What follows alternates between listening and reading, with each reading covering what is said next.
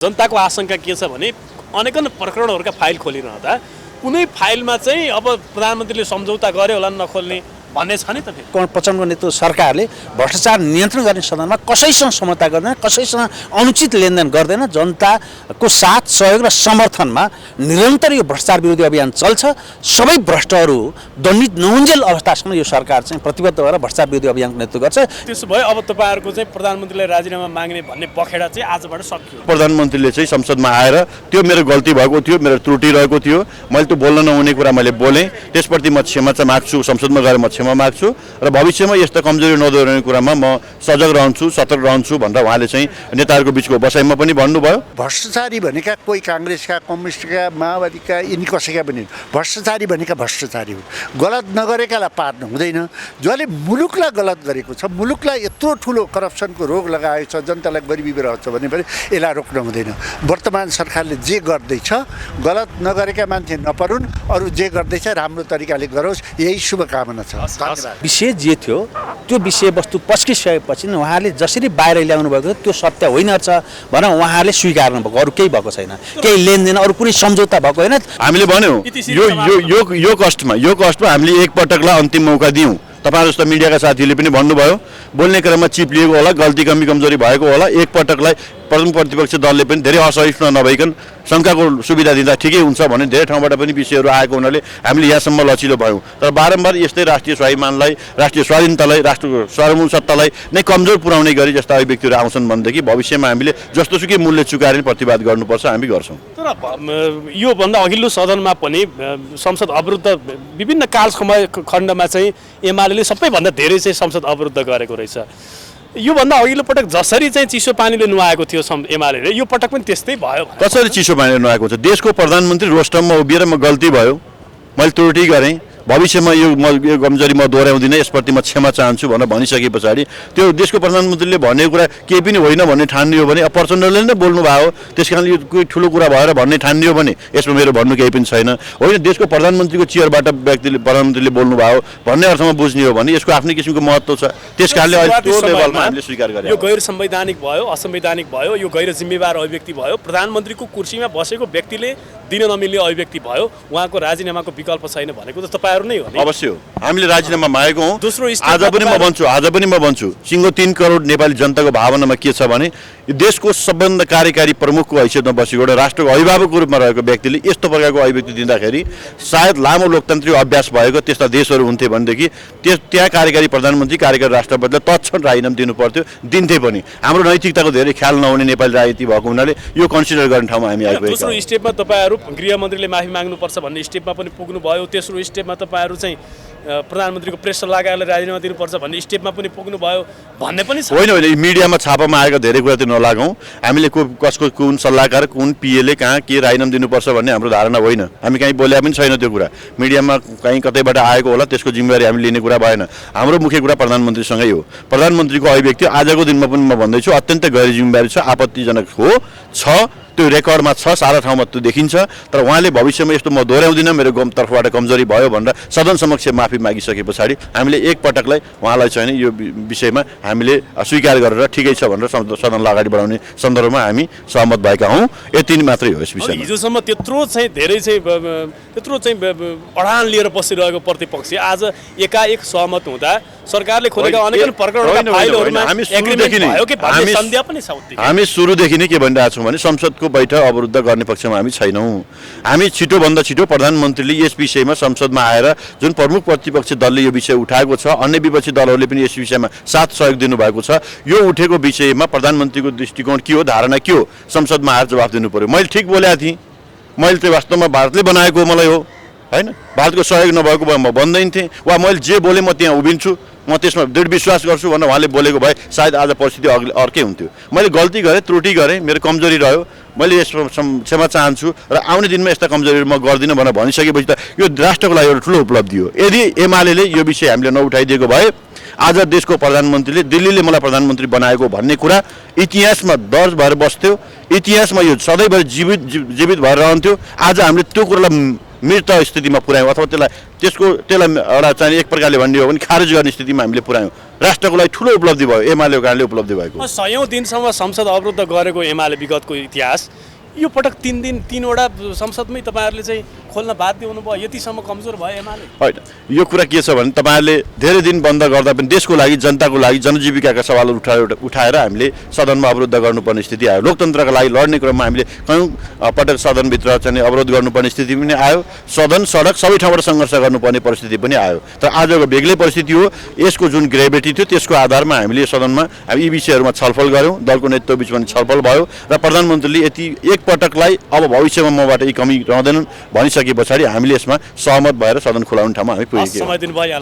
हस्, thank you very much. सम्माननीय प्रधानज्यूले भावनात्मक विषय विशेष गरी सरदार प्रीतम सिंहको सदिच्छा व्यक्त गरेको, त्यो पनि 67-68 सालतिर आफ्नै छोरी मृत्युशय्यामा उनकै घरमा बस्दा प्रधानमन्त्री तपाईँ भइदियो हुन्थ्यो भनेर दिल्लीमा भनेको कुरा उहाँलाई सम्झना आएपछि त्यो सम्झना उहाँको कुरा व्यक्त गरेको कुरा केही समय प्रतिपक्षले चाहिँ अब यसलाई अनावश्यक राजनीति रङ दिएर होइन नीति निर्माणको थलो सदनसम्म ल्याउने, सदनसम्म अवरुद्ध गराउने जो काम भएको थियो र आज सम्माननीय प्रधानज्यूले सदनमा उभिएर रोस्टरमा उभिएर बोल्दै गर्दाखेरि कमसेकम सत्य स्थापित भएको छ। भावनात्मक विषय, अनावश्यक विषय उठाएर यसलाई राजनीतिकरण गर्नुहुन्न, गिजोलिनुहुन्न। यो नीति निर्माणको थलो, ऐन कानुन निर्माण गर्ने थलो, विधायकी थलो, त्यसकारण यहाँ जनताका समस्याको पहिचान गर्ने, समाधानको उपायहरू खोज्ने विषयमा बहस गर्नुपर्छ। आउँदा दिनहरूमा चाहिँ अनावश्यक इस्युसँग जोडिएर सदन अवरुद्ध गर्नु हुँदैन भन्ने गहिरो शिक्षासहित र गहिरो आत्मस्वीकृतिसहित आज सदन सञ्चालन भएको। संस्थागत हिसाबले प्रमुख प्रतिपक्षी दलहरूको बिचमा एउटा समझदारी भएपछि नै यो सदन चाहिँ सुचारू भएको छ। व्यक्तिगत हिसाबले कसले के भन्नुभयो, व्यक्तिगत स्वतन्त्रता हुने नै भयो, तैपनि अब सदन सुचारू हुन्छ र सहज ढङ्गले अगाडि बढ्छ। त्यत्रो तगडा स्थितिबाट चाहिँ राजीनामा मागिरहेको प्रतिपक्ष दललाई यो 3 जना शीर्ष नेताहरूको सहमतिमा प्रधानमन्त्री, काङ्ग्रेस सभापति शेरबहादुर देउवा र प्रमुख प्रतिपक्षी दलको नेता केपी ओली बिचको चाहिँ त्यो बैठकमा के सहमति भयो, के कुरामा बार्गेनिङ भयो त्यो बताउनुहोस् त। होइन, उहाँहरूको बिचमा के भयो भन्दा श्रद्धेय अध्यक्ष प्रचण्डले जे हो थियो भावनात्मक विषय जे थियो त्यो विषयवस्तु पस्किसकेपछि उहाँले जसरी बाहिर ल्याउनु भएको त्यो सत्य होइन रहेछ भनेर उहाँले स्वीकार्नु भएको, अरू केही भएको छैन, केही लेनदेन अरू कुनै सम्झौता भएको होइन, विशिष्ट त्यही विषयवस्तुसँग जोडिएर। जनताको आशंका त फरक छ नि त यसमा। जनताको आशंका के छ भने अनेकन प्रकरणहरूका फाइल खोलिरहँदा कुनै फाइलमा चाहिँ अब प्रधानमन्त्रीले सम्झौता गर्यो होला नखोल्ने भन्ने छ नि त फेरि। त्यो होइन, त्यो सुशासन, समृद्धि र सामाजिक न्यायको क्षेत्रमा सरकार दृढ छ, प्रतिबद्ध छ। प्रचण्डको नेतृत्व सरकारले भ्रष्टाचार नियन्त्रण गर्ने सदनमा कसैसँग समझौता गर्दैन, कसैसँग अनुचित लेनदेन गर्दैन। जनताको साथ, सहयोग र समर्थनमा निरन्तर यो भ्रष्टाचार विरोधी अभियान चल्छ। सबै भ्रष्टहरू दण्डित नहुन्जेल अवस्थासम्म यो सरकार चाहिँ प्रतिबद्ध भएर भ्रष्टाचार विरोधी अभियानको नेतृत्व गर्छ। यो मामलामा कुनै पनि चाहिँ अब मामलामा कुनै पनि पार्टी, दल र पात्रहरूसँग चाहिँ सम्झौता हुँदैन, यो चाहिँ प्रष्ट छ र अहिले पनि सम्झौता भएको छैन। अब यो मिटर ब्याजीको जे विधेयक जसरी चाहिँ आउँदै थियो सदनमा, अब यो विधेयकका विषयमा के हुन्छ? अब राजनीतिक दलहरूको बिचमा मोटो रूपमा समझदारी गरेर अध्यक्ष सामान्य प्रधानमन्त्री प्रचण्डकै नेतृत्वमा पहलमा फेरि प्रतिस्थापन विधेयक ल्याइन्छ, दर्ता हुन्छ, सदनमा दर्ता हुन्छ र केही ऐनहरू निलम्बन गरेर भने पनि यसलाई चाहिँ पास गरिन्छ र मिटर ब्याज पीडितहरूलाई चाहिँ न्याय निरूपण गर्ने विषयमा सरकार प्रतिबद्ध छ।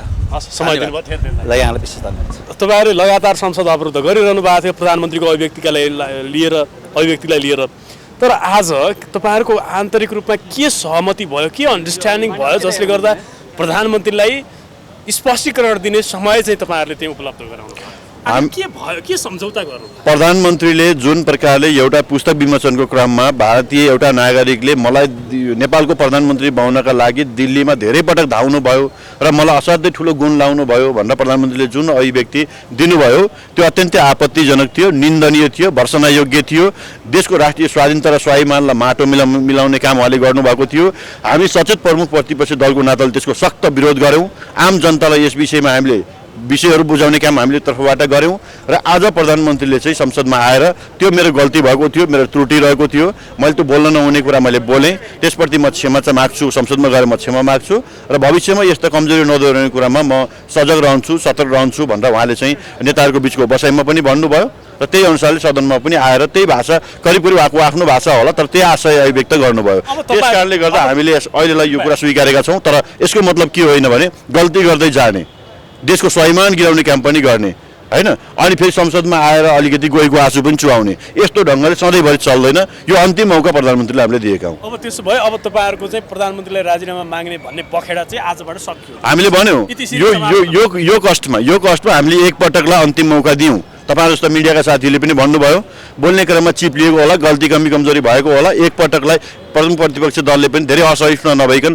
शङ्काको सुविधा दिँदा ठिकै हुन्छ भने धेरै ठाउँबाट पनि विषयहरू आएको हुनाले हामीले यहाँसम्म लचिलो भयौँ तर बारम्बार यस्तै राष्ट्रिय स्वाभिमानलाई राष्ट्रिय स्वाधीनतालाई राष्ट्रको सार्वभौम सत्तालाई नै कमजोर पुर्याउने गरी जस्ता अभिव्यक्तिहरू आउँछन् भनेदेखि भविष्यमा हामीले जस्तोसुकै मूल्य चुकाएर प्रतिवाद गर्नुपर्छ हामी गर्छौँ तर योभन्दा अघिल्लो सदनमा पनि संसद अवरुद्ध विभिन्न कालसमय खण्डमा चाहिँ एमाले सबैभन्दा धेरै चाहिँ संसद अवरुद्ध गरेको रहेछ योभन्दा अघिल्लो पटक जसरी चाहिँ चिसो पानीले नुहाएको थियो एमाले यो पटक पनि त्यस्तै भयो कसरी चिसो पानीले नुहाएको छ देशको प्रधानमन्त्री रोस्टममा उभिएर म गल्ती भयो मैले त्रुटि गरेँ भविष्यमा यो कमजोरी म दोहोऱ्याउँदिनँ यसप्रति म क्षमा चाहन्छु भनेर भनिसके पछाडि त्यो देशको प्रधानमन्त्रीले भनेको कुरा केही पनि होइन भन्ने ठानियो भने अब प्रचण्डले नै बोल्नुभयो त्यस कारण यो कोही ठुलो कुरा भएर भन्ने ठानियो भने यसमा मेरो भन्नु केही पनि छैन होइन देशको प्रधानमन्त्रीको चेयरबाट प्रधानमन्त्रीले बोल्नुभयो भन्ने अर्थमा बुझ्ने हो भने यसको आफ्नै किसिमको महत्त्व छ त्यस कारणले अहिले त्यो लेभलमा हामीले स्वीकार गरेँ यो गैर संवैधानिक भयो असंवैधानिक भयो यो गैर जिम्मेवार अभिव्यक्ति भयो प्रधानमन्त्रीको कुर्सीमा बसेको व्यक्तिले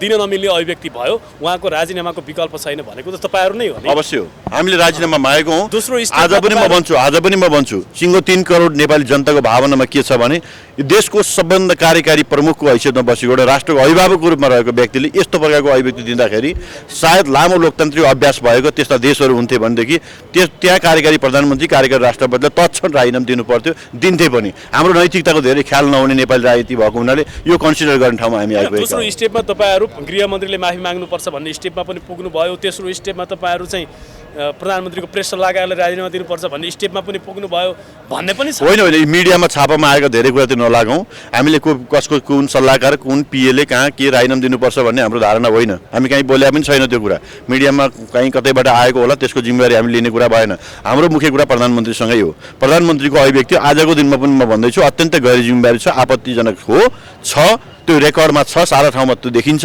तर उहाँले भविष्यमा यस्तो म दोहोऱ्याउँदिनँ मेरो तर्फबाट कमजोरी भयो भनेर सदन समक्ष माफी मागिसके पछाडि हामीले एकपटकलाई उहाँलाई चाहिँ यो विषयमा हामीले स्वीकार गरेर ठिकै छ भनेर सदनलाई अगाडि बढाउने सन्दर्भमा हामी सहमत भएका हौँ यति मात्रै हो यस विषयमा हिजोसम्म त्यत्रो चाहिँ अडान लिएर बसिरहेको प्रतिपक्ष आज एकाएक सहमत हुँदा सरकारले खोलेका अनेक प्रकरणका फाइलहरुमा एग्रिमेन्ट भयो कि भन्ने सन्देह पनि छ हामी सुरुदेखि नै के भनिरहेका छौँ भने संसदको बैठक अवरुद्ध गर्ने पक्षमा हामी छैनौँ हामी छिटोभन्दा छिटो प्रधानमन्त्रीले यस विषयमा संसदमा आएर जुन प्रमुख प्रतिपक्ष दलले यो विषय उठाएको छ अन्य विपक्षी दलहरूले पनि यस विषयमा साथ सहयोग दिनुभएको छ यो उठेको विषयमा प्रधानमन्त्रीको दृष्टिकोण के हो धारणा के हो संसदमा आएर जवाफ दिनु पर्यो मैले ठिक बोलेको थिएँ मैले चाहिँ वास्तवमा भारतले बनाएको मलाई हो होइन भारतको सहयोग नभएको भए म भन्दैन थिएँ वा मैले जे बोलेँ म त्यहाँ उभिन्छु म त्यसमा दृढ विश्वास गर्छु भनेर उहाँले बोलेको भए सायद आज परिस्थिति अर्कै हुन्थ्यो मैले गल्ती गरेँ त्रुटि गरेँ मेरो कमजोरी रह्यो मैले यसमा क्षमा चाहन्छु र आउने दिनमा यस्ता कमजोरीहरू म गर्दिनँ भनेर भनिसकेपछि त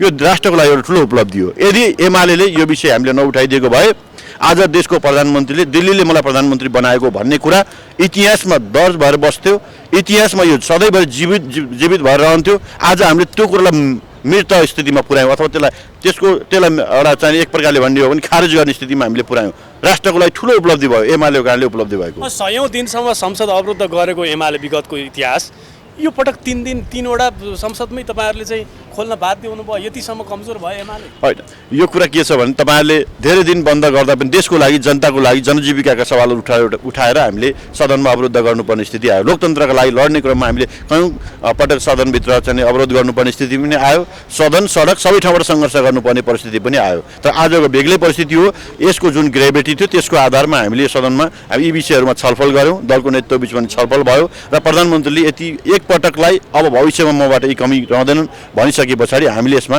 सहमत भएर सदन खुलाउने ठाउँमा हामी पुगेका हस् थ्याङ्क यू भेरी मच प्रधानमन्त्रीजीले संसदमा जवाफ दिनुभयो संसदमा जवाफ चित्त नबुझेदेखि संसदमै अभिव्यक्ति राख्ने स्वतन्त्रता हुन्छ। हामी प्रमुख प्रतिपक्षी दलको नेताले पनि बोल्न चाहनुभयो भने बोल्न दिन्छौँ, हामीले पनि आफ्ना कुरा राख्यौँ। प्रधानमन्त्रीको जिब्रोमा ब्रेक लागेन भन्ने कुरा मैले पहिलेबाटै भनेको थिएँ, तर आज उहाँले भावुक हुँदै भन्नुभयो मेरी छोरीको अन्तिम अवस्थामा एउटा टेबलमा कुर्सीमा बसेको बेला उहाँले त्यो प्रयास गर्नुभयो भनेर भन्नुभयो। त्यसमा धेरै प्रतिक्रिया मैले दिन चाहिनँ र उहाँले अर्को कुरा पनि भन्नुभयो कहिलेकाहीँ म भावना बगिएर म जान्छु, यो मेरा लागि अन्तिम कुरा पनि हुनेछ। प्रधानमन्त्रीका रूपमा होइन प्रधानमन्त्रीका रूपमा दिमाग चलाउनु पर्दा कहिलेकाहीँ भावना पनि चलो भनेर प्रधानमन्त्रीले जवाफ दिइसक्नुभयो। यतातिर म धेरै प्रवेश गरिनँ, चित्त नबुझेको कुरा संसदमै हामी रोस्टममै गएर फेरि भनौँला। तर एमाले त भनिरहेको छ अब उहाँ चाहिँ मोरली उहाँ डाउन भइसक्नु भयो प्रधानमन्त्रीको रूपमा, उहाँले माफी मागेपछि संसदबाट कहाँ उहाँ अब प्रधानमन्त्री हुन लायक हुनुभयो भनेर एकजना सांसद होइन। अब लायक त एमालेकै मान्छे हुनुहुन्थ्यो होला, तर खै उहाँहरूले संसदमा बहुमत पुर्याउन सक्नु भएन। बहुमत पुर्याएको मान्छे प्रधानमन्त्री हुन्छ संसदमा, त्यसैले उहाँहरू लायकहरूले बहुमत पुर्याउनु भयो भने भइहाल्यो नि, उहाँहरू प्रधानमन्त्री भयो। लायक अलायकको कुरा संसदीय प्रजातन्त्रमा संसदहरूले चुनेका हुन्। विशेष गरी अहिलेको प्रधानमन्त्रीलाई नेकपा एमालेका अध्यक्ष केपी ओलीले प्रस्ताव गरेर चुन्नु भएको, उहाँलाई भारतले भनेर पठाएको रहेछ भने हामीलाई जानकारी भएन, नभए हामीले चाहिँ विश्वासको मत दिएका नेपालका जनताले निर्वाचित गरेको प्रधानमन्त्री, नेपाली जनताले निर्वाचित गरेको संसद भनेर विश्वासको मत दिएका हौँ। विगतमा चाहिँ 100औं दिन संसद अवरुद्ध गर्दा पनि नखोलेको एमाले पार्टी, नझुकेको एमाले पार्टी आज चाहिँ 3 दिनमै किन चाहिँ यो सहमति गर्ने पाटोबाट एमाले अहिले सत्तामा नगएपछि अलि हडबडा आउनु भएको छ। एमालेका नेता र साथीहरू किन भन्नुहुन्छ भने सुरुमा नीति तथा कार्यक्रम आउने बित्तिकै यो त कहाँ हुन्छ, पुनर्लेखन गर्नुपर्छ भनेर तत्कालीन पार्टी सभापति केपी ओलीले भन्नुभयो, अध्यक्षले भन्नुभयो। फेरि बजेट आयो, बजेटमा त्यसै गरी यो च्यातिन्छ खबरदार, यो कहाँ ठिक छ भनेर उफ्रिनुभयो, 1-2 दिन बन्द गर्नुभयो, त्यसपछि फेरि ब्याक हुनुभयो। एउटा सुब्बा कलले नियुक्ति गरेको थियो भनेको उहाँहरूकै पालामा त्यता नजिक उहाँहरूकै नजिकको पालामा नियुक्ति भएर त्यसपछि फेरि ब्याक हुनुभयो। फेरि जलरी आयो, 1 दिन बुरुक्क उफ्रिनुभयो, भोलिबाट थचक्क थेचिहाल्नुभयो। अहिले पनि 2-3 दिन उफ्रिनुभयो, अब पार लाग्ने रहेछ भने चिसो पानीबाट नुहाउनुभयो, अब नुहाउने व्यवस्था राम्रै होला। धन्यवाद। यहाँभन्दा बोल्नुहुन्न आज तपाईलाई पुग्ने आइहाल्यो नि मसला। एउटा कांग्रेसभित्रको अन्तर्विरोधका कुराहरू छन्। कांग्रेसभित्रको अन्तर्विरोधको कुरा नेपाली कांग्रेसको सेन्ट्रल कमिटी अफ मिटिङ 27 गतेदेखि बस्दैछ। हामी बृहत रूपमा गहनतम रूपमा सबैसँग त्यही भित्र छलफल गर्छौँ। त्यहाँ छिटो बस्नु भयो नि तपाईँहरू केन्द्रीय समितिको बैठक 1 वर्षमा मिटिङ भनेको सुन्नुहोस् बारम्बार भइरहेको, चुनाव भयो, सङ्घको भयो, प्रदेशको भयो, हामी सबै गाउँ गयौँ, पार्लियामेन्ट सुचारू भएको छ, ढिला छिटा हुन्छ, तर त्यो विषयमा गहन रूपमा त्यही भित्र छ। तर धन्न महाधिवेशन नहुँदै गर्नुभयो। महाधिवेशन पनि हुन्छ, ढुकाउनुहोस्, महासमिति हुन्छ, महाधिवेशन हुन्छ, तपाईँलाई पनि आमन्त्रित गरौँ न छेउछाउ। यत्रो चाहिँ करप्सनको केसमा यत्रो देश नयाँ रूपमा जाँदैछ।